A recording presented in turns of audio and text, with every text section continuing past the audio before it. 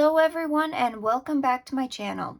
So it is time for another Paletteful Premier box unboxing and artwork. I will have the box and all the information along with the supplies listed down in the description below, and I will try to have the prices down there for you as well because this box doesn't come with an information card like the Smart Art box does. So if you're interested in getting one of these boxes below, I will have the link for the website, but let's just get right into the box this month. So the first thing I see here are these Tombow dual brush pens. Now these are water-based ink. I believe it's ink in these pens, and it looks like we get 6 colors here. And you can see we get a nice brush tip and then a bullet tip as well, and these are the colors that we get. So a nice little range, and from what I can already tell from the box, this is our sticker this month, and it looks like it is a blue theme.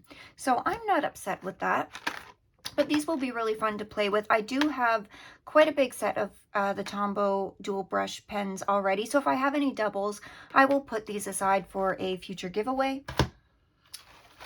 The next thing I see here is the Strathmore toned blue mixed media paper, and this is 184 pounds, so it's a quite thick paper. We get 15 sheets, and this is 6 by 8 inches, and it's their 400 series paper. And this is quite thick. So this is a lot thicker than your regular like 140 pound hot pressed or cold pressed watercolor paper. It is a little bit thicker than that, but it's quite smooth at the same time. And I do have their toned gray and toned tan papers, and I like those, but I don't know if I've got them in the mixed media. I might have the tan version in the mixed media, so this will be interesting. And it's got a nice like blue slate type, and I don't know if you can see, there's some graininess in the background of the paper, and I believe that's because this company reuses paper to make this paper. So you can see it's 30% post-consumer fiber, so I believe that means that they've, you know, reused some paper and stuff to make that, which is really great. The next thing I see in here are these Tombow Fudenosuke Brush Pens, and I don't know if I pronounced that correctly or not, but it looks like these are calligraphy brush pens. And it says it's used for lettering and illustration. It's got black ink. There is a hard tip and a soft tip. Now, the color on the pens are slightly different, even though both of them say they're black. This one's got a little bit more of a bluish tone, and this is definitely like a matte black. But there's one tip there, if you can see that. And there's the other tip. They almost look the exact same. So I just grabbed a white sketchbook here, and I'm just going to see the difference. So that was the black one, and this is the more bluish one. So this one says this is the hard tip, and this one was the soft tip. Oh yeah, this one does have a much harder tip because you can't push down and get the variation in the stroke. So that's interesting.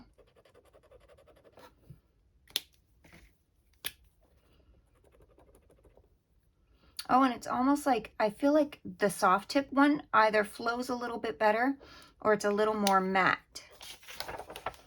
And those just bleed through slightly, not bad. The next thing I see here are these two Winsor & Newton Fineliners, and we get a 0.5 and a 0.1, and they are both water resistant, and they are indigo blue. Now, I wish they would have given us a different color, because it's weird that they're both the same color, but Paletteful did put an email out that Winsor & Newton said that some of their 0.5 Fineliners were defective, so I'm just going to go ahead and see real quick. So this is the 0.1, and that one works, and this is the 0.5, and thank goodness that one works as well. So the next thing we have here is this Jelly Roll pen from Sakura, and this is a white gel pen. So this is nice for adding some highlights to your work. And then the last thing I see here is this Tombow Blending Kit, and it says designed for use with Tombow dual brush pens. It includes a blending guide, tips, and techniques, and that's pretty cool. So you get a dual brush blender pen, a spray mister, and a blending palette. So let's see what's in here. Okay, so this is just a plain water-based blender. There is no pigment there at all, but you do get the brush tip, and you also get the nib tip with this. But apparently this is to be used just to blend things out. Now, I have seen people use these to blend out other water-based medium like Inktense or watercolor pencils, but I don't know if that would stain the tip or not. But this would be interesting to try. This sort of reminds me of like the Copic colorless blender, so it'll be interesting to see if that performs like that or not. Then it also comes with this little mister bottle, and you just screw it open and put the water in like that. So that'll be fun to play around with. And then we get this little blending palette that comes in here. So this has some information and some tips on how to use your Tombow markers, but it also comes with this little blending palette, and it's laminated. It's like a plastic surface so that you can wipe it down easily. And the cool thing I like about this is on the back, it's got all the pens here, or all the brush markers that you can get, so you know which ones you want to get or which ones that you don't if the color is very similar, and I really like that. That's just a quick and easy way to see what ones you have and what ones you want to get. So that's really cool. I'm actually really happy to have this, because this will be really helpful for any water type media. Like markers more, I don't think you would be able to put your water-based pencils down on here, but any water-based markers for sure. Now, if you've made it this far in the video and you haven't yet, I would really appreciate it if you could give a like to the video and subscribe if you're not already. That really does help my channel out, and make sure you hit the notification bell so that you are notified of when I post my videos and my live streams. So with that said, let's just get right into the artwork. The prompts this month were Wolf, Calm, Windmill, and Enchanted. And when I think of calm, I think of jellyfish floating in an ocean, and to me that is just very calming and very peaceful, and I don't draw or paint jellyfish enough, so I figured that's what I would do for this month's box. And the blue theme kind of fit very well with that, with an oceany feel. Now, the first thing you're going to see me doing here is taking those Tombow markers, and I'm pretty much taking one of the lightest ones, one of the mid-tone ones, and the darkest one, and I'm scribbling onto the blending palette, and I'm taking that little mini spray bottle that came in the Tombow Blending Kit, and I'm spraying that, and I'm just messily laying this down onto the paper, and I absolutely love how this background came out. Now, I do go back in at the end and darken it up a little bit, but I find this blotchy, patchy look, it looks very like watery, and it just created a really fun background, and I absolutely love this, and I think I will be using this technique in the future again for sure. Now, I have used the Tombow markers in the past, and I really enjoy them, and I do have quite a collection of them, so let me know down in the comments below if you want to see more videos of me using them, or maybe even going through them and just showing you what I have and swatching them out so that you guys can see the different colors that are available and how they blend out. But I really enjoyed using them in this project.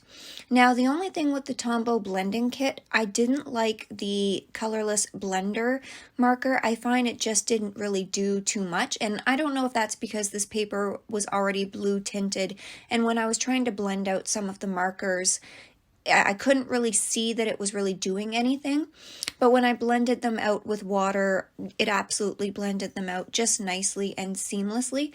So maybe I would try that marker on just a white paper and see how that works, if it would work any better. For the Winsor & Newton Fineliners, mine both worked just great, the 0.5 and the 0.1, but I had seen some other artists having trouble with the 0.5 and it just ran out of ink, or it was already dried out when they got it.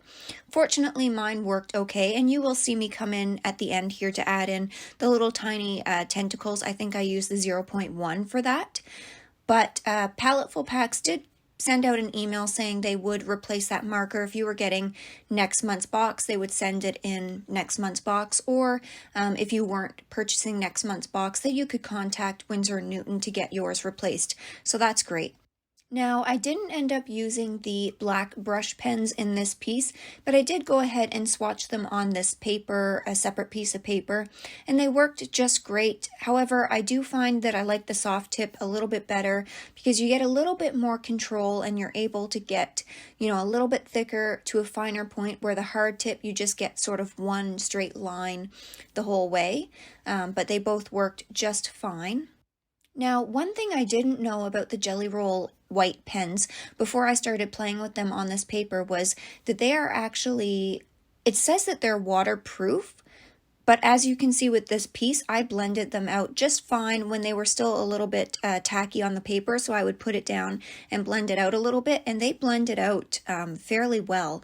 However, I noticed at the top of the jellyfish where I kept blending and going over it, it sort of did peel the paper a little bit, so it was hard to get that spot right in the jellyfish where I wanted like a lighter, almost see-through area. I couldn't get it just the way I wanted because I had sort of like gone over with the white gel pen a few times and tried to lighten it down, and I think I just ruined the paper there a little bit, but I really like the effect that I got in the bigger tentacles where I kind of put it down and then I watered it down just a little bit. That worked really cool. Now for the Strathmore toned blue paper itself, so this is from their 400 series and it is 184 pound paper, so that's about 300 GSM I believe, and I really like this paper. So I have their toned tan and toned gray papers and I love them. They're great papers. Toned paper is really great because you can lay down your darks and your lights and you sort of already have your mid-tone colors to kind of work for you. But I really like the tone of this blue paper. It's not like a very punchy in your face blue, and the blues in this box stand it out very well on top of this. Overall, I'm pretty happy with how this piece came out, and I really enjoyed using all the products in this month's box. I hope you guys enjoyed this video. If you did, then be sure to give it a like, subscribe for more art-related videos like this, and thank you guys so much for watching, and as always, I will see you in the next one. Bye!